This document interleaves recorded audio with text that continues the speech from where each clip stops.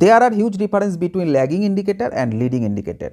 Lagging indicator কখনোই কোনো stock বা মার্কেট সম্পর্কে আগাম বার্তা প্রদান করে না, কিন্তু লিডিং ইন্ডিকেটরের মাধ্যমে কিন্তু আপনি একটা পোটেনশিয়াল রিভার্সালের আগাম বার্তায় কিন্তু লাভ করতে পারেন।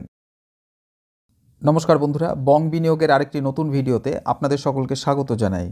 আজকে আপনাদের সামনে একটা লিডিং ইন্ডিকেটর আপনাদের সামনে তুলে ধরব, যেটা পার্সোনালি আমি কিন্তু সবসময় কিন্তু ব্যবহার করে থাকি। এই লিডিং ইন্ডিকেটরটিকে আমি কিন্তু একটা RSI এর জাদু বলে উল্লেখ করেছিলাম। আপনারা এই জাদুটাই কিন্তু এবার বোঝার চেষ্টা করুন। সবার ফার্স্টে আমরা কিন্তু একটা অ্যাসেটের মুভমেন্টটা একটু বুঝবো, যেটা কিন্তু এর আগে কিন্তু আপনাদের আমি বুঝিয়ে দিয়েছিলাম, তবু আপনাদের সুবিধার্থে কিন্তু একটু বোঝাচ্ছি। যখন মার্কেট আপট্রেন্ডে রয়েছে তখন এইটাকে বলবো আমরা হায়ার হাই, আর এইটাকে বলবো আমরা হায়ার লো। এটাকে বলবো হায়ার হাই, এটাকে বলবো হায়ার লো। মানে মার্কেট যখন আপট্রেন্ডে থাকে মার্কেট কিন্তু এরকমভাবেই আস্তে আস্তে কিন্তু ওপর দিকে মুভ করে, আর মার্কেট যখন ডাউন ট্রেন্ডের দিকে থাকে তখন কিন্তু এটা লোয়ার লো এবং লোয়ার হাই, লোয়ার লো এবং লোয়ার হাই, এই ফরমেশনটা ক্রিয়েট করেই কিন্তু আস্তে আস্তে কিন্তু মার্কেট কিন্তু নিচের দিকে আসে। এইবার লক্ষ্য করুন, মার্কেট মনে করুন আপ ট্রেন্ডে এরকমভাবে মার্কেট ওপরের দিকে আস্তে আস্তে যাচ্ছে। এইবার মার্কেটটা যখন এইখানে রয়েছে, দেখুন এইখানে কিন্তু একটা ব্রেকআউট দিল, এইখানে একটা ব্রেকআউট দিল। তো ব্রেকআউট দেওয়ার পরে তো আপনি আস্তে আস্তে ধরেই নিচ্ছেন যে মার্কেট আরও ওপরের দিকে যাবে, কিন্তু দেখা যাচ্ছে যে মার্কেটটা এইখান থেকে আস্তে আস্তে কিন্তু নিচের দিকে কিন্তু চলে আসলো। তাহলে আপনি এই জায়গাটায় এই ট্রেন্ডটা যদি আইডেন্টিফাই করতে পারতেন, তাহলে আপনার পজিশনটা আপনি পুরোপুরি এক্সিট করতে পারতেন, বা আপনি যদি ইনভেস্টমেন্ট পারপাসে হয়ে থাকে তাহলে এই জায়গাটা আপনার পজিশনটা কিন্তু কিছুটা মিনিমাইজও কিন্তু করতে পারতেন। ঠিক একই রকমভাবে যখন ডাউন ট্রেন্ড থাকবে এর ভাইস ভার্সা। আজকে আপনাদের সামনে যে জিনিসটা নিয়ে আলোচনা করব সেটাকে আমরা বলবো RSI ডাইভারজেন্স। তাহলে আমরা জানবো যে RSI ডাইভারজেন্সটা কি। এই RSI ডাইভারজেন্স একটা টেকনিক্যাল অ্যানালিসিসের একটা কনসেপ্ট বলা যায়। মানে আপনার যেই ট্রেন্ডটা রয়েছে সেটা কি কন্টিনিউ করবে, মানে সেটা কন্টিনিউয়েশন থাকবে, নাকি সেটা পোটেনশিয়াল রিভার্সাল হবে, মানে সেটা নিচের দিকে চলে আসবে। একই রকমভাবে ডাউন ট্রেন্ডের ক্ষেত্রে সেটা নিচের দিকে আসবে, না এখান থেকে ওপর দিকে চলে যাবে। এর যে আগাম বার্তা সেটা কিন্তু প্রদান করে এই RSI ডাইভারজেন্স। এইবার এই RSI ডাইভারজেন্সকে কিন্তু আমরা দুটি ভাগে ভাগ করব। একটাকে বলবো আমরা বুলিশ ডাইভারজেন্স, আর আরেকটাকে বলবো কিন্তু আমরা বিয়ারিশ ডাইভারজেন্স। এবার এই বুলিশ ডাইভারজেন্স এবং বিয়ারিশ যে ডাইভারজেন্সটা কি সেটা আমাদের বুঝতে হবে। দেখুন, ফার্স্টে আমরা আলোচনা করব বুলিশ ডাইভারজেন্স সম্পর্কে, একটু আমরা আলোচনা করছি। দেখুন, এই বুলিশ ডাইভারজেন্স তখন হয় যখন কিন্তু আপনার স্টক বা মার্কেট হোয়াটএভার সেটা কিন্তু ডাউন ট্রেন্ডে থাকে, মানে প্রাইসটা সেটা লোয়ার লোস ফর্ম করে, যেটা কিন্তু আপনাদের আগেই বললাম। কিন্তু RSI কিন্তু তখন কিন্তু একটা অন্য ধরনের একটা মুভমেন্ট দেখায়, সেখানে লোয়ার লোজ না দেখে সেখানে কিন্তু হায়ার লোস ফর্ম করে।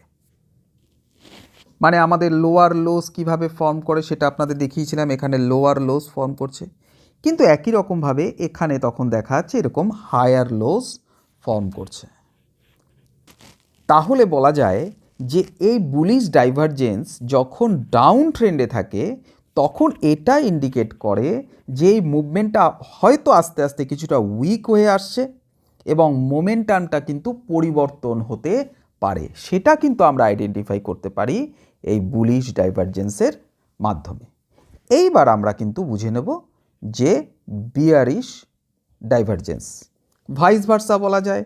তাহলে মার্কেট যখন আপ ট্রেন্ডে থাকে, এর আগে আমরা দেখেছিলাম যে প্রাইসটা কিন্তু হায়ার হাইস তৈরি করে, হায়ার হাইস তৈরি করতে করতে কিন্তু আস্তে আস্তে ওপর দিকে যায়, কিন্তু RSI তখন দেখা যায় লোয়ার হাইস কিন্তু ফর্ম করে, এই রকমভাবে আস্তে আস্তে নিচের দিকে আসে। তাহলে এটা ইন্ডিকেট করে সেই একই, মানে বুলিশ মোমেন্টামটা হয়তো কিছুটা কিন্তু উইক হয়ে এসছে এবং তার পোটেনশিয়াল একটা রিভার্সালের কিন্তু পসিবিলিটি কিন্তু রয়েছে, সেটা কিন্তু আমাদের সামনে ইন্ডিকেট করে এই বিয়ারিশ ডাইভারজেন্স।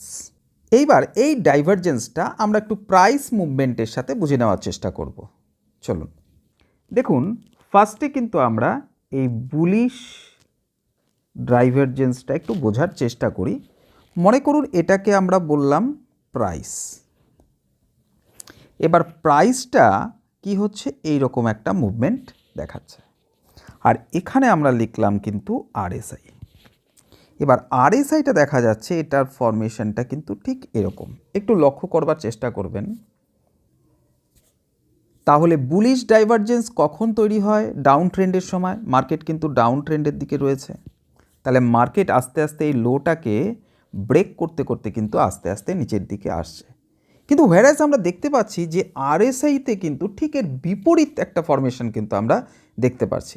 এখানে দেখুন, এইখানে কিন্তু একটা হাই তৈরি করার পরে এখানে কিন্তু এই হাই তৈরি করতে করতে ওপর দিকে আস্তে আস্তে যাচ্ছে। এই যে দুই বিপরীত ধরনের মুভমেন্ট, এটাকেই বলবো আমরা ডাইভারজেন্স। যেহেতু মার্কেট ডাউন ট্রেন্ডে রয়েছে, সেহেতু আমরা এইখানে কিন্তু একটা বুলিশ একটা ডাইভারজেন্স কিন্তু দেখতে পাচ্ছি। ঠিক একই রকমভাবে আমরা বিয়ারিশ এই ডাইভারজেন্সটাও কিন্তু একটু বোঝার চেষ্টা করব। লক্ষ্য করুন, প্রাইস মুভমেন্টটা কিন্তু ঠিক এরকমভাবে রয়েছে এবং আপনার আরএসআইটা যে দেখা যাচ্ছে সেই আরএসআইটা কিন্তু এরকম একটা ফরমেশন ক্রিয়েট করেছে। লক্ষ্য করার চেষ্টা করুন যে এইখানে কিন্তু এই হায়ার হাই এই ফরমেশন তৈরি করে আসতে কিন্তু মার্কেট কিন্তু ওপর দিকে যাচ্ছে।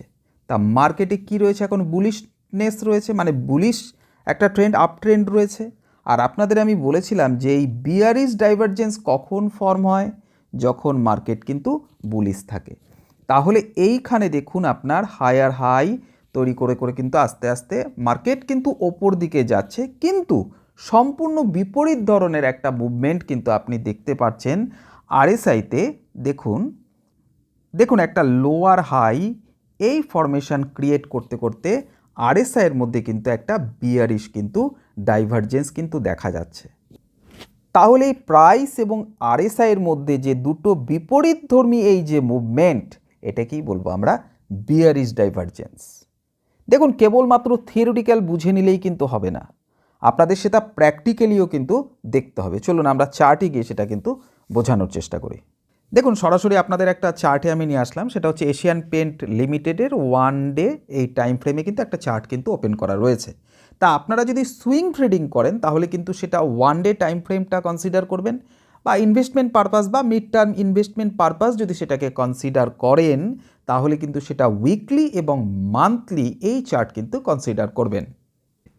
দেখুন, লক্ষ্য করুন এইখানের ফরমেশনটা কি, বারবার এই হাইটা কিন্তু ব্রেক করতে করতে হায়ার হাই ফরমেশন কিন্তু ক্রিয়েট করতে করতে কিন্তু আস্তে আস্তে স্টক কিন্তু ওপর দিকে গেছে এবং যাওয়ার পরে দেখুন ঠিক এই জায়গাটা কিন্তু ব্রেকআউটও দিয়েছে। আপনি যদি 1 ডে টাইম ফ্রেমে না গিয়ে যদি এটা 1 আওয়ার টাইম ফ্রেমে যদি কনভার্ট করে দেন তাহলে কিন্তু আপনি এই ব্রেকআউটটা কিন্তু স্পষ্ট দেখতে পাবেন। তাহলে আপনি কি ধরে নিচ্ছিলেন যে মার্কেটটা আস্তে আস্তে ওপরের দিকেই যাচ্ছে, তাহলে ব্রেকআউট দিয়েছে, আরও ওপরে যাবে। কিন্তু ভেতরে ভেতরে কিন্তু সিনারিওটা কিন্তু অন্য। সেটা আপনি যদি আগাম আইডেন্টিফাই করতে পারতেন তাহলে অ্যাটলিস্ট আপনি কিন্তু আপনার পজিশনটা কিছুটা হলেও কিন্তু মিনিমাইজ করতে পারতেন বা পুরোপুরি এক্সিটও করতে পারতেন।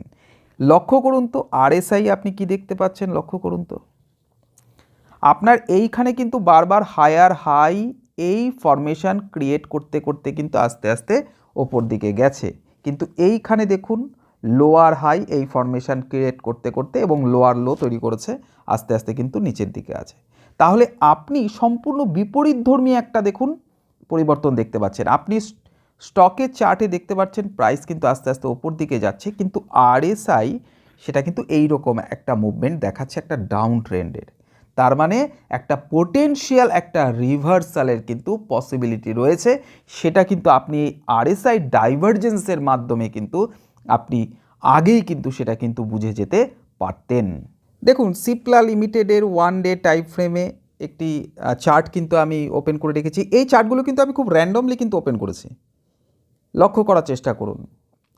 দেখুন এইখানে মার্কেটের এইরকম একটা ফরমেশন ক্রিয়েট করেছে, তাহলে মার্কেট বলা যায় সাধারণভাবে দেখতে গেলে মার্কেট এইখানে কিন্তু আপনার একটা ব্রেকডাউন দিয়েছে, তাহলে সবাই এখানে কিন্তু একটা সেলিং পজিশন নিতে পারে। কিন্তু আপনি লক্ষ্য করুন তো আপনার আরএসআই এটা কি ইন্ডিকেট করেছে?